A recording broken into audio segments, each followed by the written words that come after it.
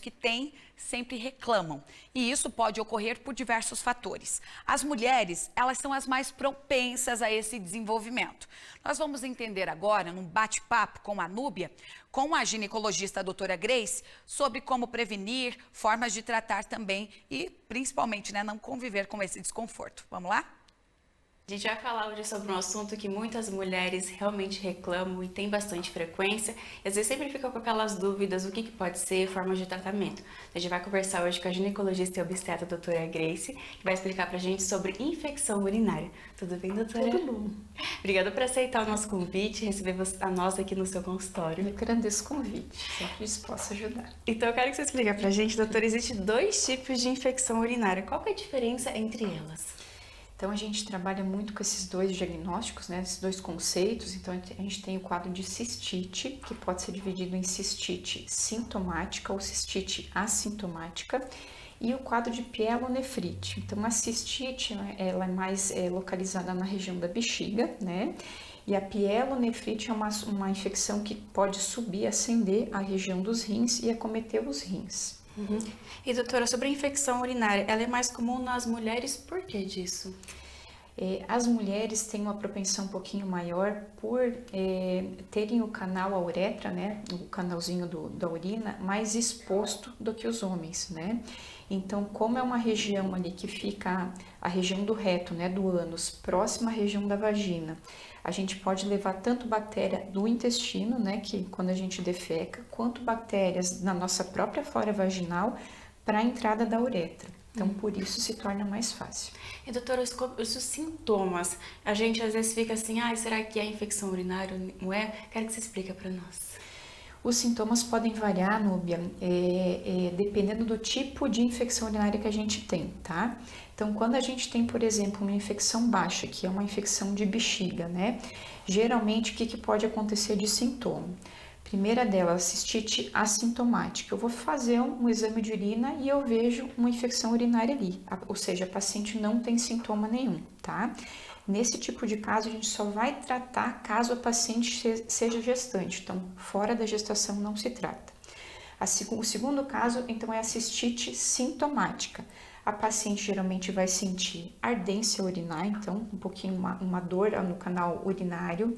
Ela pode ter o desconforto de urgência miccional, ou seja, ela tem que ir com urgência ao banheiro fazer urinar. A frequência urinária pode aumentar também, então passa de 3, 4 vezes ao longo do dia. Além disso, ela pode notar um mau cheiro na urina, né? Então um odor mais forte, uma coloração mais forte. Quando a gente tem esse quadro baixo, geralmente não tem associação à febre. Quando a gente tem, então, essa infecção mais alta, que acomete a parte renal, a gente pode, então, ter dor na região lombar, associado ao quadro de febre, eventualmente quadro de piúria, que é a saída de pus na urina, né? A infecção baixa geralmente não está acometida, então fica localizada mais lá na parte renal. Então, dor, febre, coloração diferente na urina, pus ou até sangue. E doutora, com relação aos sintomas, por exemplo, assim, a mulher começou a sentir um desconforto. Foi um dia, 2, aí, por exemplo, assim, ela começou a ingerir bastante água, chás, enfim, suco. Depois vai passando. Ela precisa vir realmente consultar para ver se está tudo ok ou não? Ela pode ir tratando só com líquidos? O ideal, uma das profilaxias que a gente fala para infecção urinária é a ingesta de líquido aumentada, né? Então, o que pode às vezes acontecer? A paciente tem momentaneamente, em algumas situações, aquela ardência para urinar, né?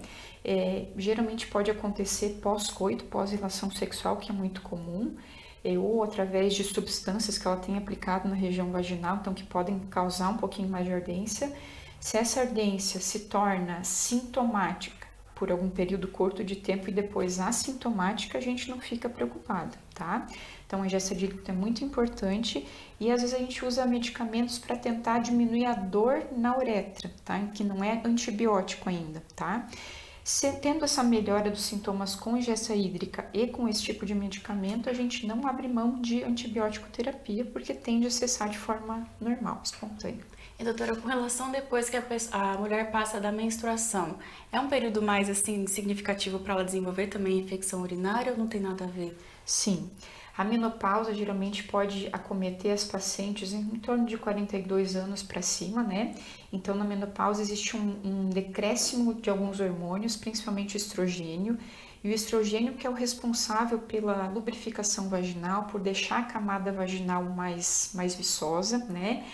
E assim como o canal vaginal, acontece a mesma coisa com o canalzinho da urina, então com a uretra. Tende a ficar mais ressecado, perde uma camada principal que reveste a uretra, deixa ela mais sensível a processos bacterianos, né? Então, entrar na menopausa favorece sim o aparecimento tanto de infecção vaginal quanto de infecção urinária. Doutora, sobre as causas, você já explicou um pouquinho pra gente, mas o que pode levar ao surgimento dessa infecção urinária? Várias causas, Núbia. Então, a gente tem a principal, que é a pouca ingesta de líquido, né? Então, a gente orienta que ao longo do dia, de 2 a 3 litros de líquido por dia. Quando a gente fala de líquido, é tudo que é líquido mesmo, então água, chá, sucos, né? Dando preferência para nada de sucos em caixinha, né? Nada de refrigerantes, então isso não contamos como líquido, tá?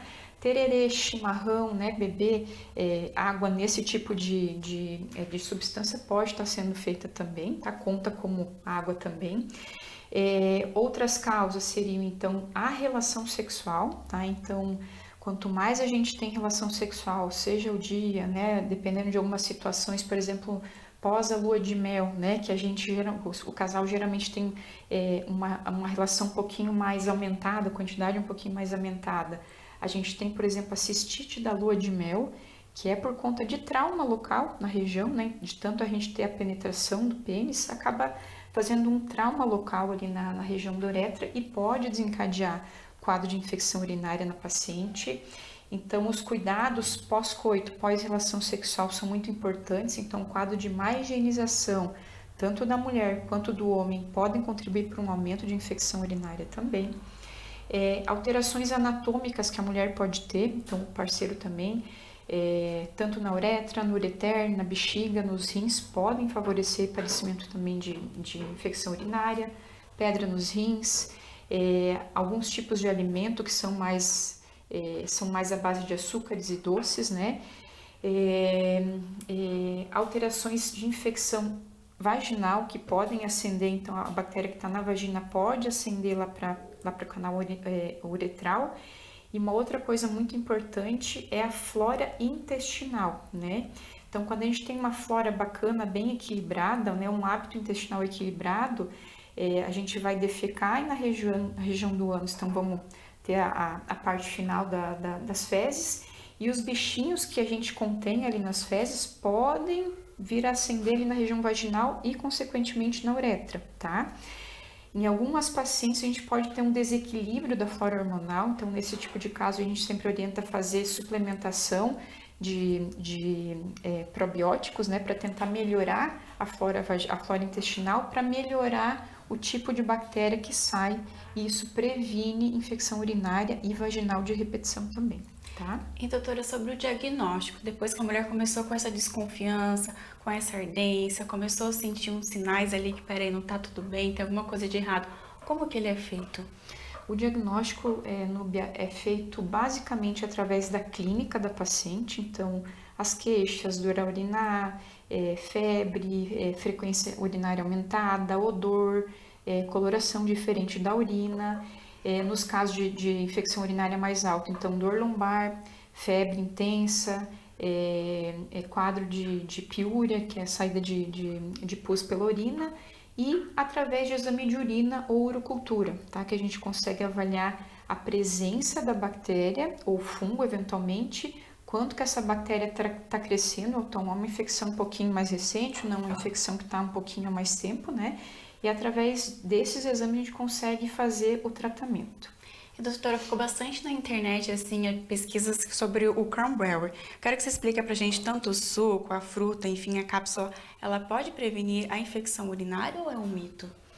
A gente tem estudos, sim, falando que cranberry pode ajudar no mecanismo de proteção à infecção urinária baixa. Então, não serve para infecção de rim, tá? A substância do cranberry tem uma fisiologia que vai tentar atuar principalmente na bactéria que chama Escherichia coli, que é a principal bactéria que causa infecção urinária. Ela vai tentar agir que nem um sabonete, né? Então a bactéria tende a ir lá na bexiga, ela tem alguns pelinhos, alguns cílios que ela vai grudar na parede da bexiga. O cranberry vai fazer qual papel? Como se fosse um sabonete, não deixando ela grudar na parede da bexiga, né? Então tentando eliminar a Escherichia coli pelo canal uretral, tá? Então ela funciona nesse sentido. E doutora, sobre a infecção urinária na gravidez, ela é perigosa, precisa de um cuidado a mais também?